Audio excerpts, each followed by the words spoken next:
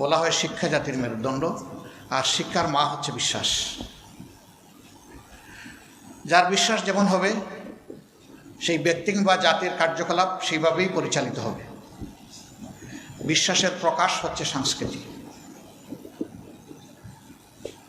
অতএব সংস্কৃতিকে বাদ দিয়ে বিশ্বাস নয়, বিশ্বাসকে বাদ দিয়ে সংস্কৃতিও নয়।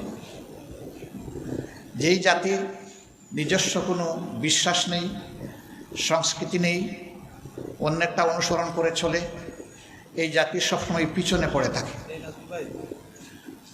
কখনো অনুসরণকারী সামনে নেতৃত্ব দিতে পারে না, আর অন্যের সংস্কৃতিকে যারা অনুসরণ করে তারা কখনো আত্মমর্যাদাবোধ সম্পন্ন জাতি হতে পারে না। তারা হয় সংকীর্ণ এবং বিধ্বস্ত একটা জাতি। আমাদের ইতিহাস এমন নয়। আমাদের ইতিহাস খুবই সমৃদ্ধ। বিশ্বাসকে কেন্দ্র করেই আমাদের সংস্কৃতি, আর সংস্কৃতিকে কেন্দ্র করে আমাদের জীবনের সফল যাত্রা। বাংলাদেশ বিভিন্ন ধর্ম বর্ণের মানুষের আবাসভূমি।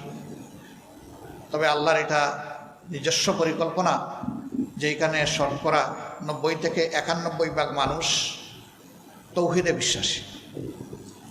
বাকি অন্যান্য ধর্মের যারা আছেন আমরা তাদেরকে তাদের জায়গায় সম্মান করি, এবং এই বিশ্বাসের কারণেই বাংলাদেশ হচ্ছে